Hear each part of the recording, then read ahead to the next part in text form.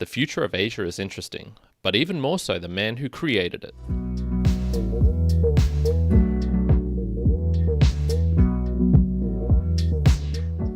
Welcome, Mere Mortalites, to another round of the Mere Mortal Book Reviews. I'm your host here, Kyron, live on the 27th of August, 2025. And as you might surmise, this is the podcast where I announce my intention to challenge the Prime Ministership of Singapore.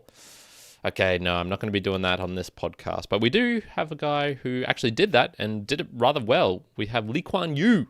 The book is titled Lee Kuan Yew, The Grandmaster's Insights on China, the United States, and the World. Interviews and selections by Graham Allison and Robert D. Blackwill, with Ali Wine, foreword by Henry Kissinger. So this book was published in 2013. It's 158 pages in length. Took me about 4 hours of reading to get through in total. It's a compiled selection of speeches, quotes that he's made over his many years as a public figure, I guess, as a statesman, all bundled together to come across as a single interview. So it's a bit of a strange format. I'll talk more about that at the end. The focus is really on his opinions of what the future holds for various different topics and why he thinks these outcomes will happen. So it's split into 10 chapters in total, and I can read you what they are. They're all what is called the future of. So the future of China, the United States, US-China relations, India, Islamic extremism, national economic growth, geopolitics and globalization, democracy, and then chapters 9 and 10, how Lee Kuan Yew thinks, and then the conclusion. So let's just jump into what he thinks in the future. So going on to it, what does the future have in store for us and Asia in particular? And how does a leader go about shaping that future for the better as well? Because even though it's talking a lot about the future of, it's really focusing on Lee Kuan Yew. The book is Lee Kuan Yew. So it's really going, okay, what does this in particular person think and how would he act as perhaps as a leader in the future? So a little bit of a brief intro first, because he is not the author of this book.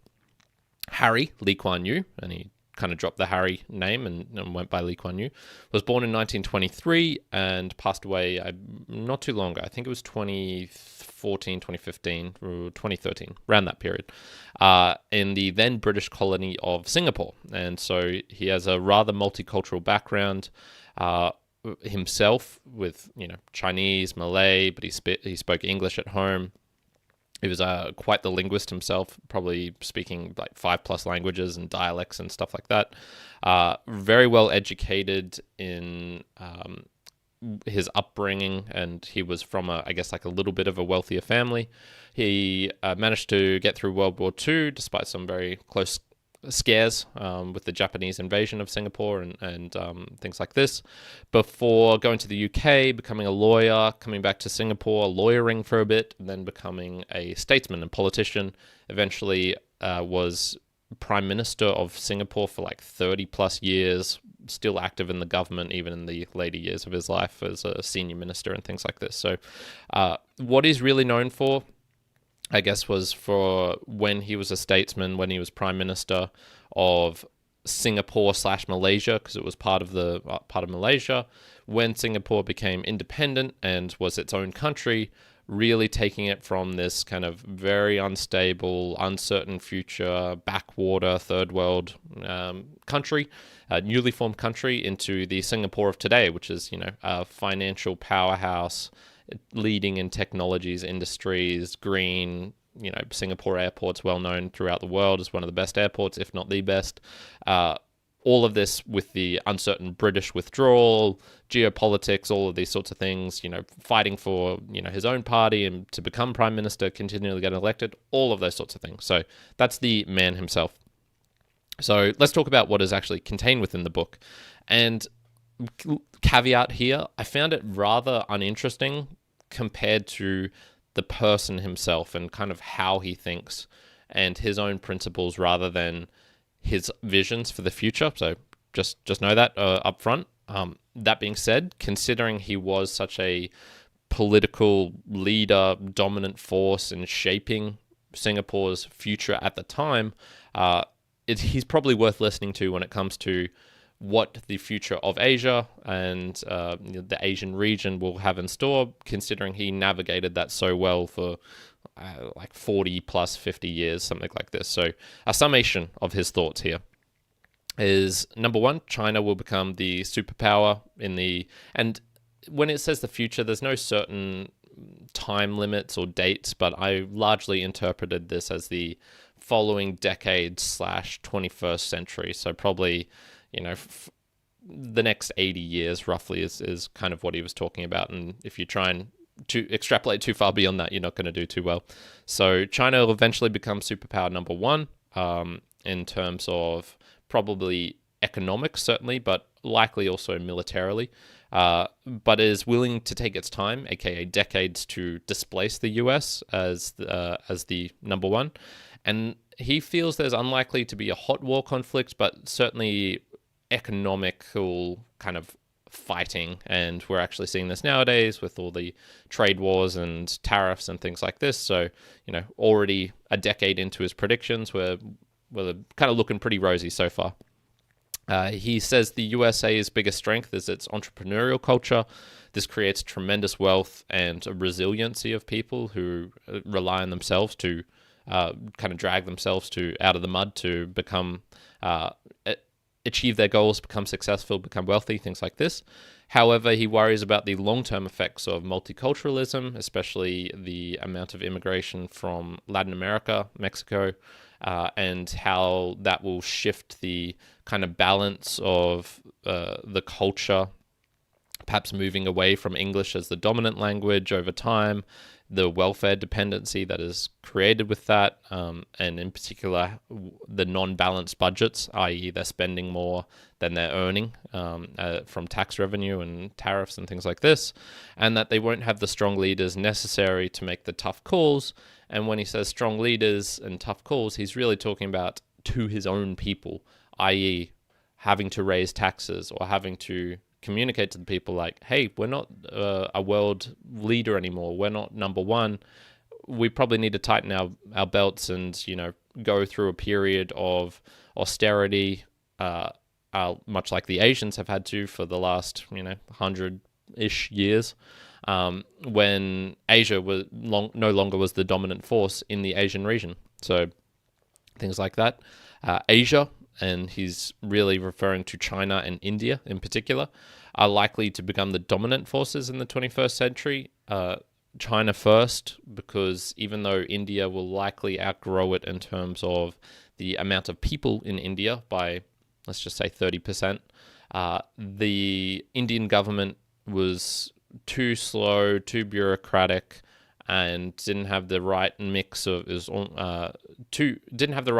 like pushing forward with innovation. It was stuck in this regulatory quagmire where things take forever to go through and it stifles a lot of innovation and growth.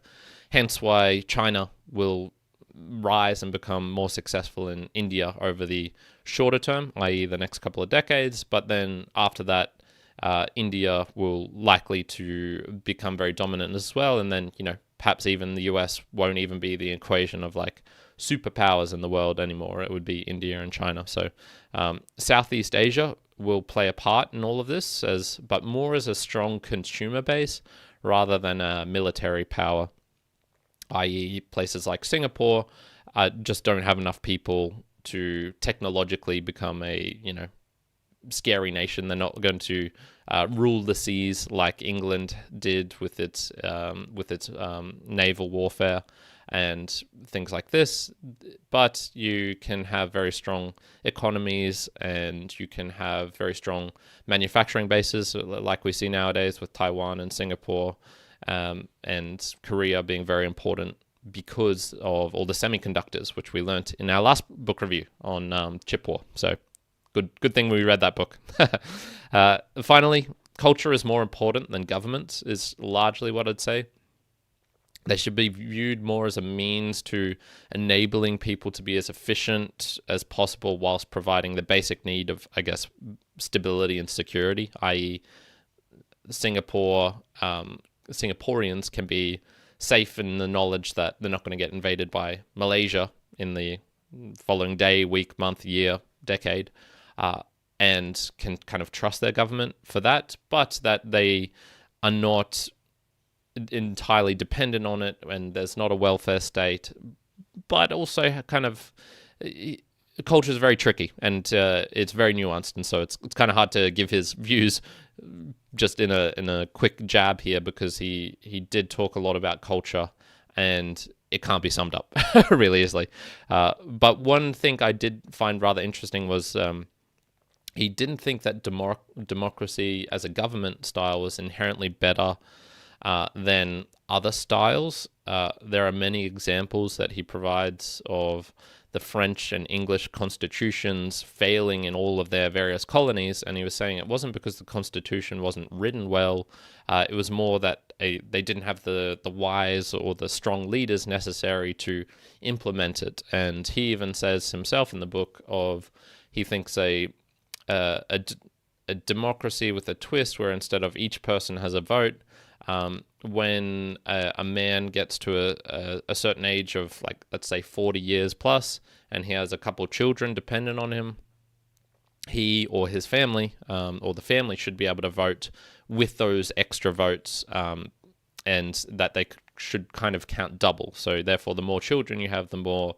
votes that you have, or something along those lines, where it's got an increasing reflection that, he's got more lives dependent on him, so he's likely to be making decisions for his children's future as well, and not just on, the immediate short term, oh, can I get this little trinket from the government because they've got a favorable tax law for me, but other things which will screw up his children in 30 years' time. So I thought that was an interesting point as well, that someone who has a rather democratic government style, he was in that kind of government for so long, didn't necessarily think that it was the best.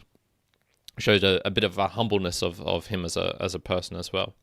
So going on to him as a person, my main reason for reading the book was to know more about his style of thinking, how he operated in the world, his principles, because although I largely do not care about politics, I am very interested in how one man, and he wasn't just one man, but he was the leader of a country which really changed its fortunes in such a small period of time, considering it was so small, considering the circumstance it was kind of birthed from.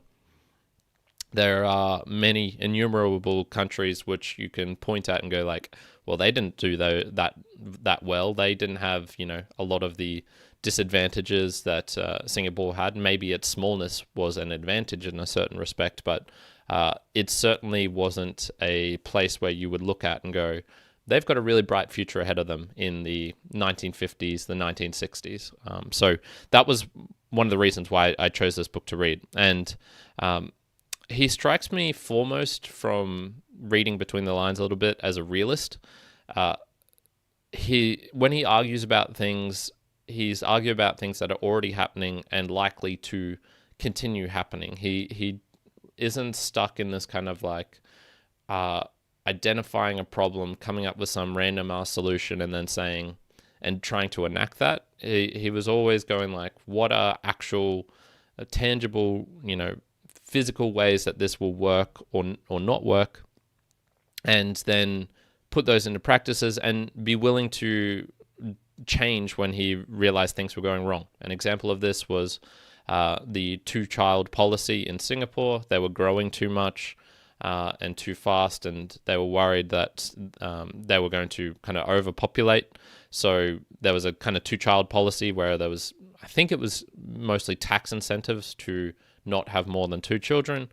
And then when they realized a couple of decades later that they didn't have enough people and they needed more workers, they reversed that, and then there was tax incentives to have more children. So things like that, where it was more of a guiding hand rather than a strict enforcement. I don't think you could ever say that he was a dictator or authoritarian, but there were things that he did which had leanings towards that. For example, he would lock people up with no trial, and he had to strike a real balance between leading and doing the things that would enable the people to become secure, safe, trust in him and his government, but whilst also not allowing anarchy and chaos because of the huge multicultural background of Singapore, with the Malays, the Chinese, the Indians, the probably Indonesians and Vietnamese and people from all over. There was a lot of racial tensions, economic tensions, and it was really interesting seeing his kind of thoughts on how he navigated that. This is kind of bleeding into another book review I'm doing, so I'll get back on track on talking about what in particular he said in this book.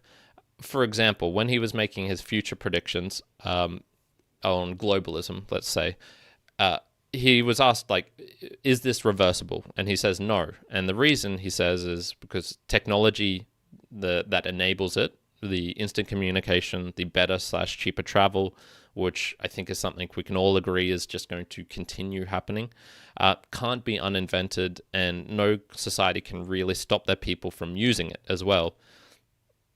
Caveat here from my position, somewhere like North Korea has shown that they can do that, so it's not totally impossible, but as a trend worldwide, I think we can agree that, yeah, he was pretty much on the money with that. So then he would go on from that and say, like, okay, so if globalization is going to continue happening, what could or should or will countries do in response to that? And so he was saying within Asia, within Singapore, he thinks that the kind of more of an open border policy in terms of having people come in with their expertise and attracting talent is a good thing, is something that you want. And then you also have to manage the cultural issues that this brings up if you do have a lot of Westerners, for example, coming into Singapore and changing the culture or having their ideas on, like, oh, government should be run like this. I like it more like the way it was back in America or Australia or wherever. So when he talks about what the future will hold, he's really extrapolating from trends he already sees. And this is, of course, where going into the future and predicting too far ahead is impossible, because trends can change over time. You can have a birth rate which is declining, like we see in the West for now, but in 30 years' time, perhaps it's increasing. And these are the sorts of things that can change. So the realism that I really got from him, I feel, is reflected in his principles for government as well, which to me seem rather wise. And also the order that he put them in is, I think, the correct way, or at least indicative of the way that he himself ordered and led Singapore, and this worked out really well for them. So number one for him was that an efficient and effective government is the right way of viewing what a government's purpose is. So therefore they should probably have balanced budgets. The ministers, the people in the government, should be well paid to attract talent and also disincentivize corruption at the same time. And that to stop this kind of weird thing you see a lot in the US, for example, where regulators will be in the government, and then as soon as they leave, they go into these cushy jobs in the industries they were regulating, because they know all the back ways around all the rules that they were just making, which is kind of like a soft form of corruption.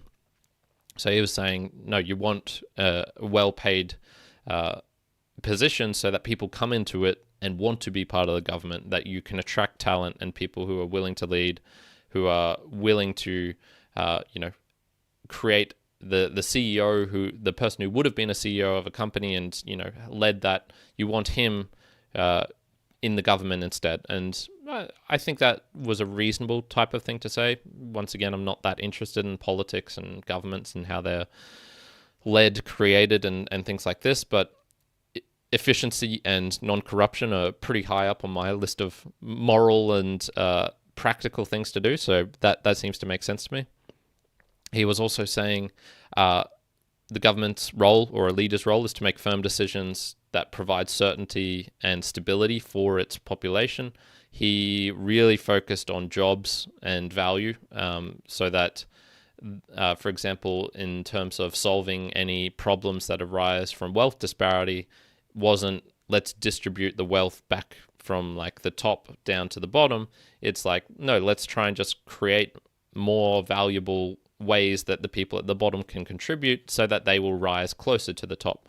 And in this instance, I'm talking about he was really focused on creating jobs for Singaporeans. That was one of his number one things. It's kind of like a communist twist in his slogans, or in the way that he views, what would I call it, the efficiency of people, which was, he started saying each according to his ability, and I was like, oh god, this is probably not going to turn out well. To each according to his worth instead of to each according to his needs. And the reason that is interesting is, from each according to his ability is this really call to Singaporeans and Asians, I guess, in general, that, and this is a cultural thing in Asia, that they really focus on the whole, the community, the nation as a whole. The way the Japanese work ethic is not to put your heart and soul into a company so that you can get the personal recognition. It's more so that the company can do well, so that the nation can do well. And you see this with a lot of Asian type family structures, the cultural structures, the nation structures. This is very much part of their the way that they view things, which you go, oh, okay, that's, kind of like communistic in nature, for example. But to each according to his worth is also this balance where it goes, okay, but people are individuals, and he makes this very clear, like every person is an individual. You can't just look at statistics and at wholesale numbers in general. You have to recognize, no, each person is different. There's differences in strength, in IQ, in work ethic, in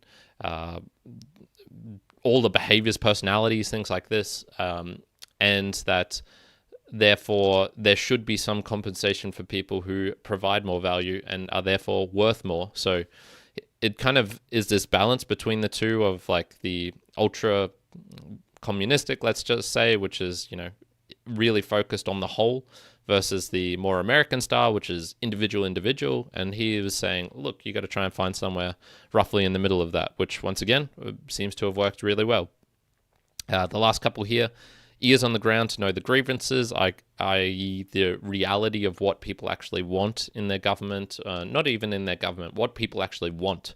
And for him, this was why he had such a big focus on houses, for example, and that the security and stability of that, and kind of Maslow's hierarchy of needs. He was ticking that off right at the get-go for Singaporeans, and that building self-reliance in its people is one of the prime objectives, and not to have this kind of welfare dependency, whilst also having a slight, welfare state, social state, so that people who do fall through the cracks, who are incapable of providing for themselves, are able to at least not just be vagrants and have to resort to crime or things like this. So, a lot of this is this, but that at the same time. And so I think what you could say about him was he was a very nuanced guy. He thought about things rather deeply and wasn't attached to positions which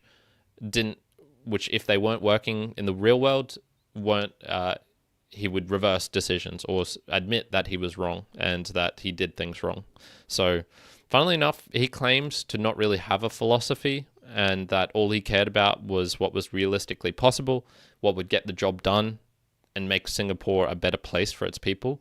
So he's kind of that's interesting to me, because it's kind of reflects myself, which is I don't have an overall general philosophy of life of like a one thing. It's more, no, okay, like, I like aspects of Buddhism.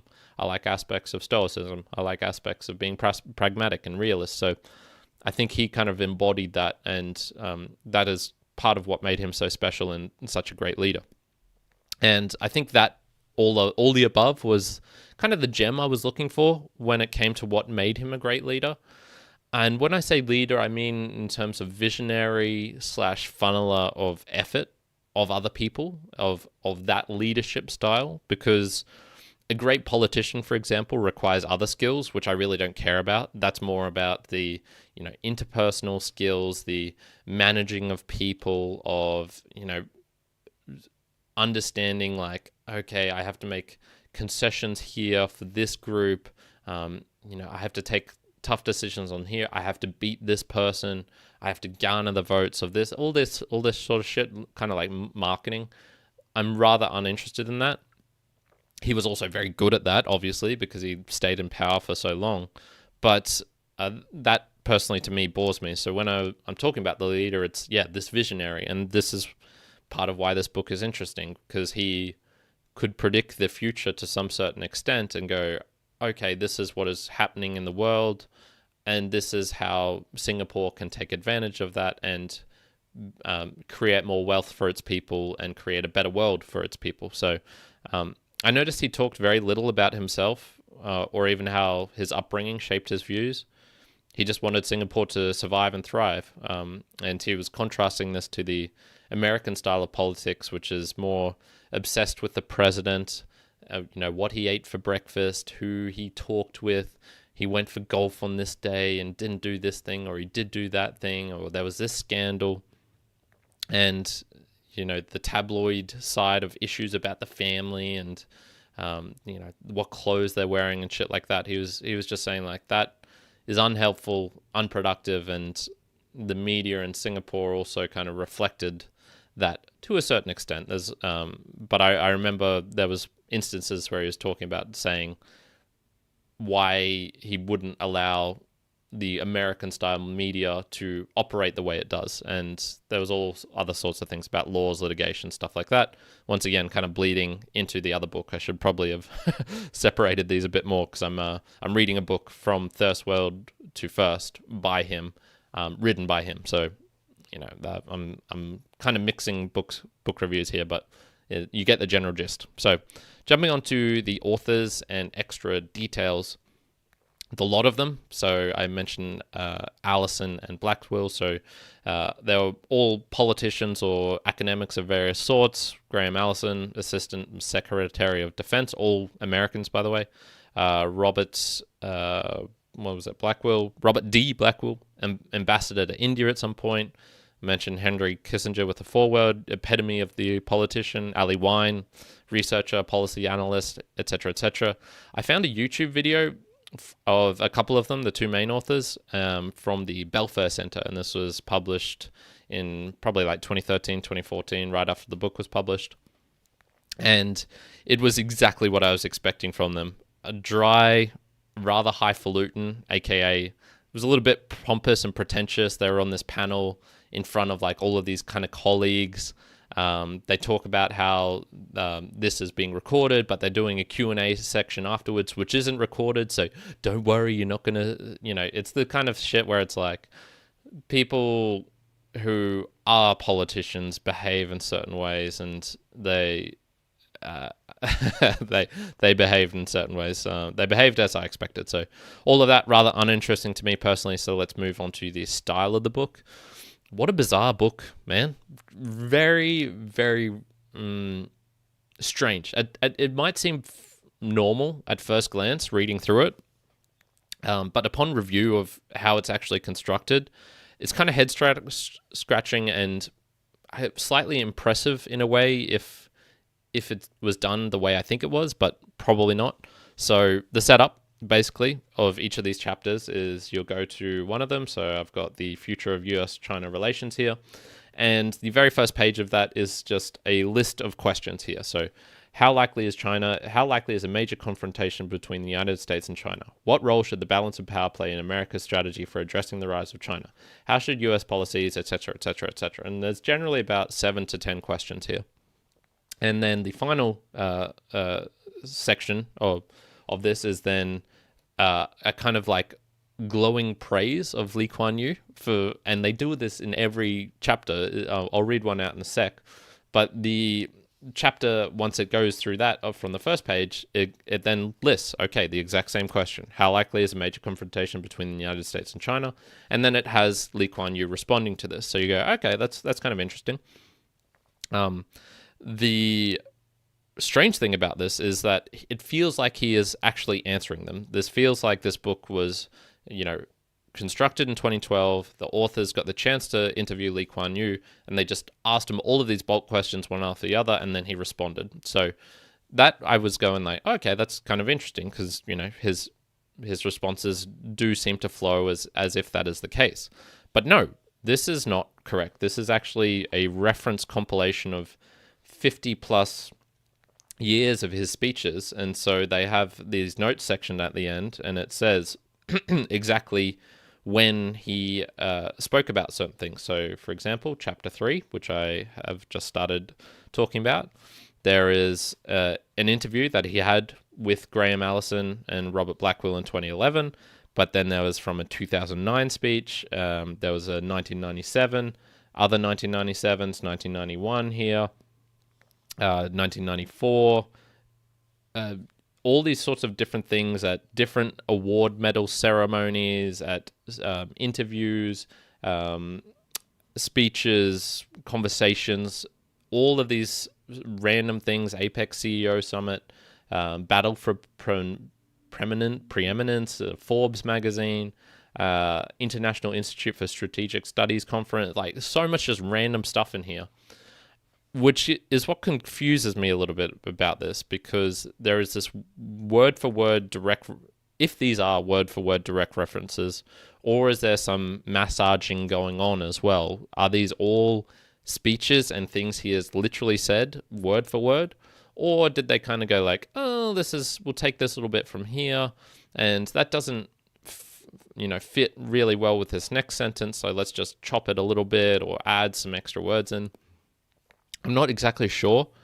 It seems to run too well for me, for me to think that's what they did. If they did do that, that is what is impressive, and that they managed to make it a kind of coherent formula that answering these questions, despite them being chunks taken from various different areas over his lifetime of speeches. So that's kind of where I'm like, is it a literary hodgepodge, or did they kind of massage it? I'm not sure.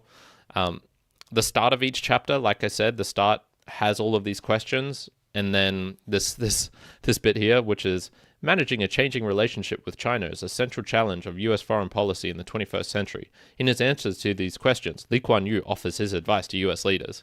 And then in the next one, it'll be like, Lee Kuan Yew is uniquely positioned to answer the preceding questions. And then in the next one, Lee Kuan Yew's answer to these questions reflect the fact that Singapore's neighbors are Muslim countries and that Singapore has been a potential target of terrorist attacks. And so it's like, is this necessary? Each of these pages seems completely unnecessary in a way, because why? Like, I don't need to hear why Lee Kuan Yew is uniquely positioned in every single sentence. Like, that seems so overboard and unnecessary, that bit especially. Having all the questions in a bulk one form on the page, I feel does add something, because it's like, okay, what's the general gist of this chapter? What are they trying to get at when they're talking about India? Is it just random stuff, or is it, no, okay, here's these particular questions. So it's kind of useful and then kind of not. The conclusion at the end, the last chapter, is very similar, which is, okay, here is like 1, 2, 3, 4, 5, 6, 7, 8, 9, 10, 11, 12, 21 different sections of conclusions. But each of these is just literally a passage that's been taken from another chapter. So it's like, okay, here's the 21 most important speech quotations perhaps that he's given. So once again, it's like, it's kind of helpful but also unnecessary. I'm not sure.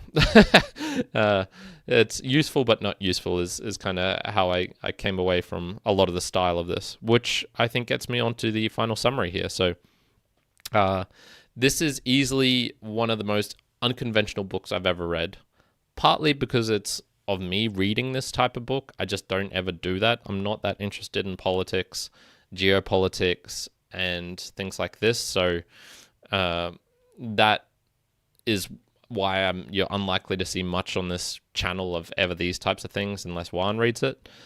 So part of that's why it's unconventional. The other is just because of the Frankenstein creation of how it was made. I can't say I've ever come across a book which is similar in this regard. maybe I've read a biography or something which has something similar, or like, selected poetry from Keats or things like this, which kind of have a similar vibe, but not the way that this was. So I wouldn't particularly say I enjoyed the book, but like I mentioned before, I did find that gem which I was looking for to what made Lee Kuan Yew a great leader, and the kind of principles that he was embodied and showed, and that changed Singapore from a third world to a first. So that was a great insight that I could take from this. My very meager understanding of world affairs, of geopolitics, what he talks about in terms of geopolitical terms of what the future holds for Asia and India and the US and China and Islamic extremism and things like that. Sure, I'll take him for his word for it. There's not many other people who perhaps could do it better.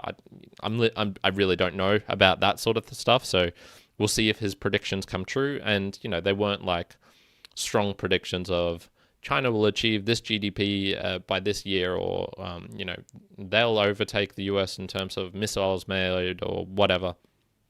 There was no strong predictions like that. It was just kind of like, here's the general trend the world is going in, and we have to remember that largely this was the hodgepodge. So he was making predictions, I guess, back in 90s, in the 70s, in the 60s, which a lot of these quotes were referenced from. So it's not exactly like he had sat down and was asked word for word prediction of all of these things. So the most of the value I found in this book was kind of reading between the lines of who he was as a person, how he thought of things, his principles, and in the literal section entitled How Lee Kuan Yew Thinks is probably one of the better gems that you'll find within this book. So a weird book overall, Lee Kuan Yew by Allison Blackwill and a couple other people. I'm going to give it a 4.5 out of 10. So yeah, give it a try if you're interested in Asia and him as a person, but I wouldn't say I really recommend it per se either. So similar books, recommendations, honestly, I got no recommendations from this. It's so unique in a way in terms of the content and style that I can't really have one. Do you have any? Let me know, which gets us onto our last section here, the value for value. I do all of this upfront and without any kind of sponsorships or ads or monetary compensation from external sources, from book authors. They're not knocking down my doors asking me to review these. And even if they did, I would say no. And that is because I want to keep this as open as possible, as give you my honest feedback, my thoughts, without any kind of monetary incentives from external sources tied to the actual books themselves. Which means I actually need your help to provide some value back to this channel, because I do this all up front. I just ask that you do some small things in return. You could do it in a very easy way: sharing, liking, subscribing, commenting. Word of mouth is really helpful, telling a friend about the Mere Mortals book reviews of a certain book that they might enjoy that we've already covered on the channel. There's 300, 400 plus book reviews here now. There's a good chance that I've covered something that you have read in the past or would like to read and would be interested in, or other people. You can do it with some talent. Give me your book recommendations. What would you like to see me review on this channel? What do you think I would find interesting? What's your favorite book of all time? Writing those and letting me know about those is very helpful. And then if you want to support financially, you can do that via meremortalspodcast.com/support. And there's a couple of options there in terms of like a PayPal, or doing it via directly within your podcasting app, which is possible nowadays. So super, super cool with things like the funding tag, and also being able to send boostergrams and streaming payments to Satoshis. Go to an app like Fountain, Podcast Guru, True Fans, things like this. So that is that. Final reminder here, I am live. I do these live 11 a.m. Australian Eastern Standard Time on a Wednesday. So if you ever feel like joining in, please come in and join. It would be super cool and to have some engagement and feedback. The reason I've been doing this was because I am on a slightly Lee Kuan Yew bent. So I mentioned I'm reading another book actually written by him this time, which I would say I'm enjoying more than this one. I'm also reading Bad Science by Ben Goldacre. Juan is starting to put out his book reviews for the Lord of the Rings trilogy that he's reading. And I'm not really sure what's going to come up with my future in terms of other books. I've certainly got a big booklet review here. Barbarians at the Gate, perhaps. Jane Eyre by Charlotte Bronte. I should have read that a long time ago. Silent Spring by Rachel Carson, maybe. Yeah, there's a whole bunch of things that I'm interested in tackling and will get my hands on shortly. So stay tuned. More book reviews coming out in the near future. And as always, I hope you're having a fantastic day wherever you are in the world. Ciao for now. Karen out.